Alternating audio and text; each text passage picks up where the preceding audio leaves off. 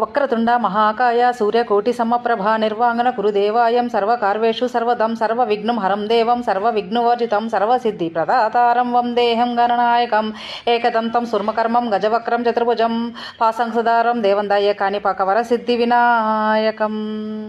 ఓం నమో గణపతిం శ్వేతర్క గణపతిం శ్వేతర్కమూల నివాసాయ వాసుదేవ ప్రియాయ దక్ష ప్రజాపతి రక్షకాయ సూర్యవరదాయ కుమార గురువేం సురసురవందితాయ సర్వభూషణాయ శశంకశేఖరాయ సర్వమాలాంకృత దేహే ధర్మధ్వజయ ధర్మరక్షకాయ త్రాహి త్రాహి దేహి దేహి అవతార అవతార గంగం గణపతిం వక్రతుండ గణపతిం సర్వపురుషశంకర సర్వమృగోశంకర వసీకుర వసీకుర సర్వదోషాన్ భందాయం సర్వవాది నికృంతాయ నికృంతాయ సర్వవిషాని సంహార సంహార సర్వదారిద్రాయ మోచాయ మోచయ సర్వసత్యనుచుట సర్వసిద్ధం గురుగుర సర్వసాదాయం గాం గీం గౌ హుట్ ఫట్ స్వాహ.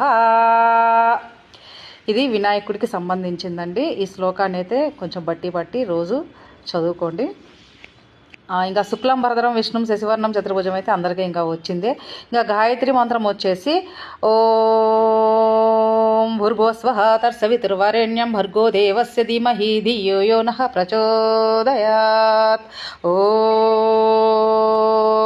భూర్భువస్వః తత్సవితుర్వరేణ్యం భర్గో దేవస్య ధీమహి ధియో యో నః ప్రచోదయాత్. ఇది గాయత్రి మంత్రం.